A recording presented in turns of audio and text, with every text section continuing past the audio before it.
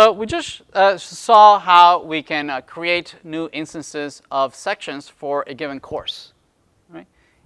So we used a post. We sent it over a service on the client. The client then sent it over to a service on the server, right? Which used a mongoose model to then insert it in the database, right? So we're going to do the same thing. We're going to start from the client. This time we're not going to do a post. Right? We want to retrieve all the sections for a particular course. Yes? Right? For the course that is currently selected. Right? So when we select, not only are we setting up the course, we want to also go fetch all the sections for that particular course and then populate the right-hand side. Okay? So let's do that. Okay?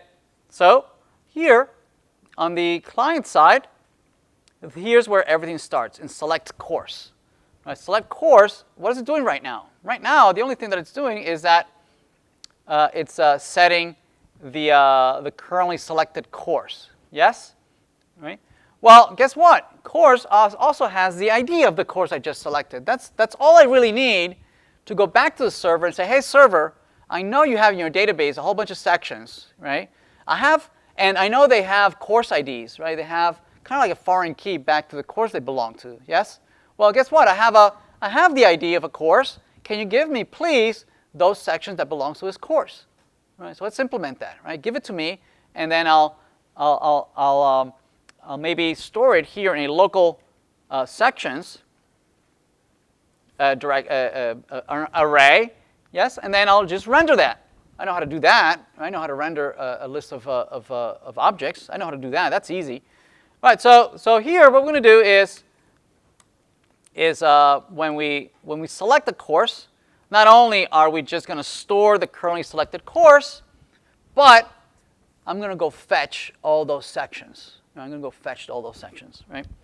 So let's do that. Let's say basically it would look something like this. This dot a section service dot find sections for course, and then what we pass to this section is something like the course dot ID, something like that. Right? This doesn't exist yet. This doesn't exist. And what would this return? What would you guess this would return?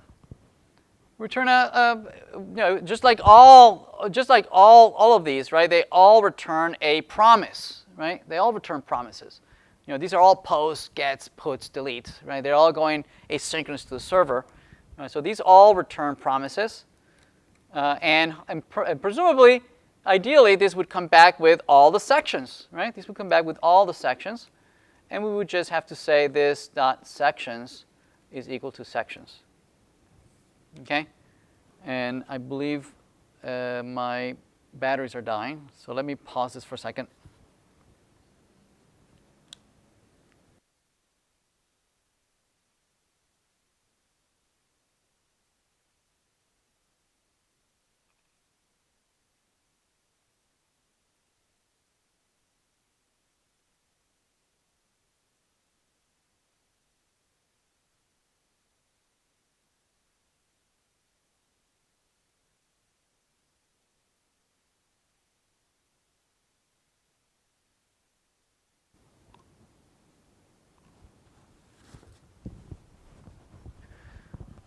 Okay, let's continue. All right, everybody okay with this?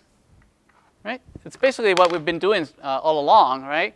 The only thing that the find sections for course doesn't exist, and probably, yeah, it's complaining, saying there's no such function. And I think this will be enough, right, for this part of the course, for this part here. So let's go implement this, and let's go to the sections here. Let's implement this in the service. So let's go into service, on the section service, and let's add this function, find sections, and takes as argument a course ID.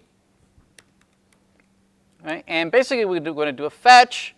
We're going to do, this will be a plain old get. Right? This is a plain old get, so I'm going to go to http:// localhost 3000 API course / maybe course ID, and then finish of section. Notice that this is a RESTful API, right? It says it gives you kind of like the parent course, right? And then a specific course, and then something in that specific course, where we want all the sections. Yes? Course, well, actually, no. Ideally, it's all singular. Everybody okay? All right. And that's I believe that's it. That's all we really need, right? That's going to be generating a get, right? That's all we really need. Notice that if I refresh response, I need to parse this. I need to parse this. So then this comes back with a response that we need to parse as a JSON. So this is going to say response.json. Okay, now it's happy. It's probably complaining that, hey, you know what? I went to the server. Let's refresh. Yeah, I went to the server, and there was no one there listening for my sections. No, that's not it. Where is it? Oh, right. No. It needs to be the clicking. Notice that it's complaining. The network is complaining, saying that you went out, but there's no one there. There's a 404, right? Nobody's listening on the server, right? /courses, /ID, /section. There's no one listening there. So let's go on the server side, and let's implement that. Right? Let's implement that. Where do we implement that? In the section service, right? That's where we handle all HTTP communication for the service. Yes? Right? So let's implement that right here. So this will be app.get. And so this will be API course ID. Here's the course ID, section, right? Request response. And what do we do here?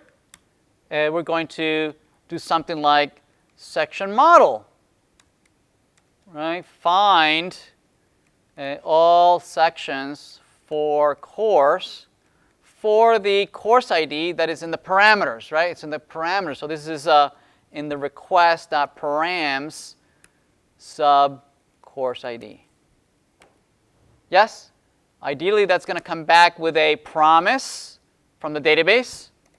And hopefully, it'll come back with all the sections, which we can then just send back to the browser, right? Yes? So notice how this looks very similar to what we did before. See that? And that's the intent, right? That after we do it, you say, oh, okay, I see a pattern, right? I see a pattern. I think I could do this on my own, right? I think I could, leave you halfway through and says, okay, and you can complete the rest, right? That's the intent. All right, so we don't really have this. We don't really have this in the model. If I run this, it's going to complain and says, I don't have that in the model, right?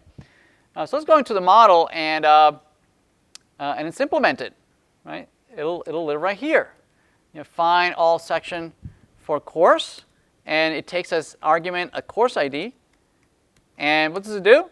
It uses the model. We'll say section model, find me, and there might be more than one section. Obviously, there'll have a bunch of sections, so I'll use find, not find one or find by ID. It'll find one, find all of them from the section table, the ones whose course ID matches the course ID parameter. See that? Okay. And we should not forget to expose this in the API. Everybody good? Right. Okay. I think we have one left. Let's try it out. Let's restart the server. And let's refresh this client, and let's select the course. Notice that now it didn't complain. Let's go to the network. Maybe it's this one. There it is. That's our query. There it is. API course 1 section, and it responds with the 3 sections we had created earlier. See that? Right. So that's working. Let's clear this out. Let's go to section 2, course number 2. There's our section with those 2 sections we had created earlier. See that? All right. So it is coming back. It is coming back.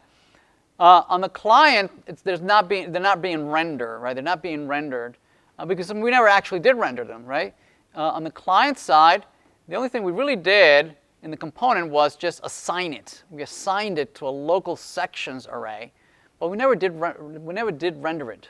Okay, so let's render it. So if we go in the HTML, we can render that. Where we can say here, under the sections, we can render all sorts of LIs.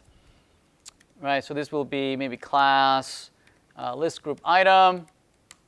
Right, we're going to iterate over this. We're going to say ng4 let section of sections. So we're going to iterate over all those sections, that section array, and we're going to just display the section.title. Right? If we go back and we select the course, notice that indeed we are rendering the course sections down below. Right? These two are being added. See that? So it is working. It's working. One little thing left to do might be that, say I add another course here, say section A, and I add it. Notice that it's not showing. Why is it not showing? If I click away and click back, notice that it is there. Right? So we would like to be able to kind of like, hey, it is there. I want to display it. So what we need to do is that when we add the section, the service is going to go out and send the object, right, the new section to the database to be stored. Yes? Right? Well, we could do a couple of things. We can add the new section object to the array. We could do that. That's a shorthand. We can do that. The problem is, what if this service didn't work? What if the post failed? The server was down. Right? We would be lying to the user that we were able to add the section, but it's not true, right? Because it never really made it to the server. Okay, so to guarantee that indeed you are seeing what is actually stored in the database, what we're going to do is that we're going to create the section. We're going to create the section, but only when the promise comes back successfully, then we can update the current state, right? So we can say then, right? So remember, the create section is going to return a promise. Now we are guaranteed that we were able to create the section, right? And the new section is going to come back as a response, right? And what are we going to do with that? Well, we can append it. We can push it into our sections. We can push it into our section. We say this dot sections dot push the new section. Okay, all right. So let's try that out. So this section, course number 2. Let's try it out with this one. So this is section AAA. That didn't quite work. Why didn't so? Let's. New section. Is it coming back from the server? It was, wasn't it? Let's try it out again. Network. Let's add BBB. Add. Comes back. Course ID. Comes back with the title and everything. And we are pushing it. This dot sections dot push new section. New section. Well, anyway, this is not the way I want to do it anyway. A more guaranteed way of doing this is to actually go to a server and fetch the data again, right? And make sure that indeed that's the data.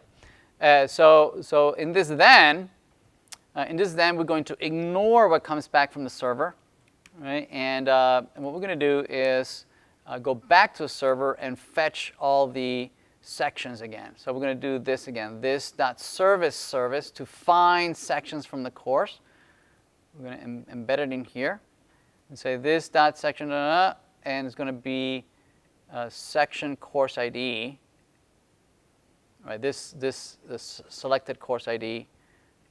Right, and it's going to just retrieve all those sections and find them.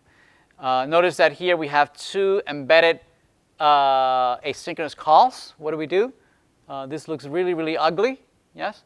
So typically what we do is we change this to be a return so that we can move this then from here. Right? We can move it down here. Okay? This dot sections return. What are you complaining about here? Return semicolon. Is that it? Really? And what about this over here? Semicolon. What about the sections here? What don't you like there? Assign expression type response. The section comes back from section find. That's exactly what I did here. What don't you like? This then create. Then maybe this this create section. This create section. Oh, I know what's going on. Okay, we never parsed this. That's why I wasn't adding it. We never did a response, parse the response as a JSON object. Yeah, we never did that. That's why I was adding it, right? It was probably adding the response, right? It wasn't adding the object in the body. Yeah. Okay. All right. Okay. So let's try this out. Let's BBB add their CCC, right? So it's adding it immediately, and you see it. Everybody okay? All right. Awesome. Let's move on.